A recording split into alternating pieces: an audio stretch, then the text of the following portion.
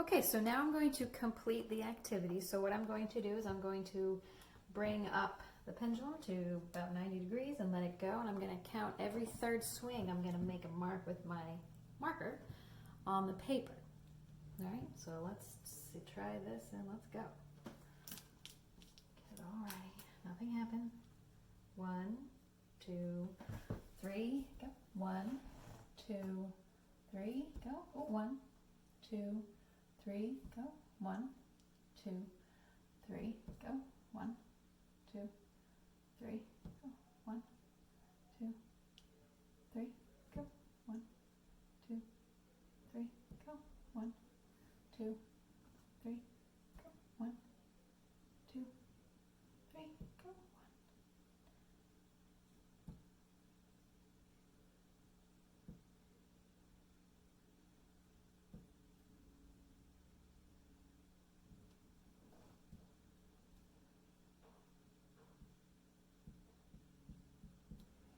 So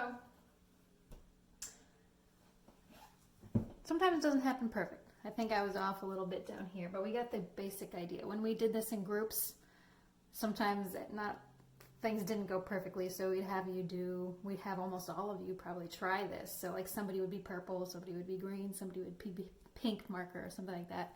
So let's say this one didn't really work out, we can kind of cross off Mrs. LaFawn's, and then Mrs. DeJure can try it. Oh, hers kind of worked out better, we could pick that one. But for today, I did well enough to make this work. So what we would do is we would then kind of mark off our lines here. And then I'm going to actually take my ruler, find my dots again. Here's one. Let's see if we can do this.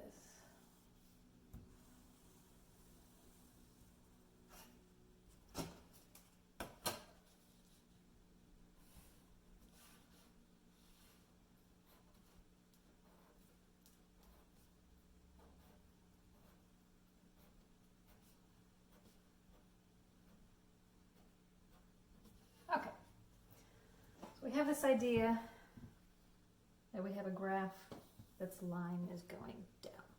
So these are our spots. What's happening as the pendulum swings? Okay? What's happening to the maximum height of each swing? Is it increasing, decreasing, staying the same? And then what's happening to the maximum gravitational energy in each swing? If this is the reference height, this is me with the most potential energy, most gravitational energy. What's happening to that gravitational energy as the pendulum swings? Okay.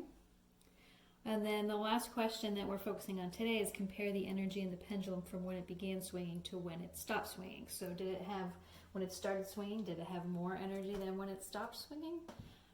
So we use terms like that. More, less, greater than, less than.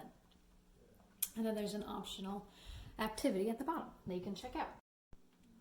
Okay, so I went over the questions that you were going to answer for this task that goes along with this activity. For task 2, however, you're going to watch this video again, and you're going to answer some different questions. So I'm going to go over those questions as well. Okay, so you watch this same video, and then you're going to list the different types of energy conversions that occur when the pendulum swings. So remember, energy conversions is GE to KE to EE.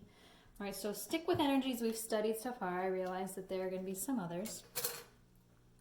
And then you're going to predict, kind of think about and answer. What are some other things that interacted with the pendulum? Okay, so anytime while I was swinging the pendulum, I do believe that my finger hit it. And I don't know if you can hear it, but there's a really gentle kind of swish. And that's the sound of the pendulum hitting the paper. So is there anything else that interacted with the pendulum? Okay, I gave you 2. Can you think of one more? And then the last one talks about the pendulum and the energy that's being transferred into the air. So when we go over this lab in the classroom, we project over the whiteboard this image of all these air molecules moving around. And then we would swing the pendulum in front of it and show you that also the pendulum is interacting with the air. So these air molecules, you ever find like a sunny spot and you can see the dust flying in your house? And if you kind of wave your finger around, all those dust molecules go flying. It's the same idea. And it's in the video that you're going to watch for task 2 as well. That whenever you're walking through, these air molecules are moving around you. Okay? So think about that while you're answering questions for task 2. Okay? I hope you guys enjoyed. Have a great rest of your day. There's also a fun question, the optional extend your question. It's a fun one at the bottom of task 2. Imagine we conducted the pendulum, this experiment, in water or in a box with no air. So think about in water. How long would it take for the pendulum to stop swinging if we tried to do this in water? And then what about if we put this experiment in a vacuum chamber, sucked out all of the air? Would it ever stop? I don't know. So, fun question to think about. Give it a shot and tell me what you think.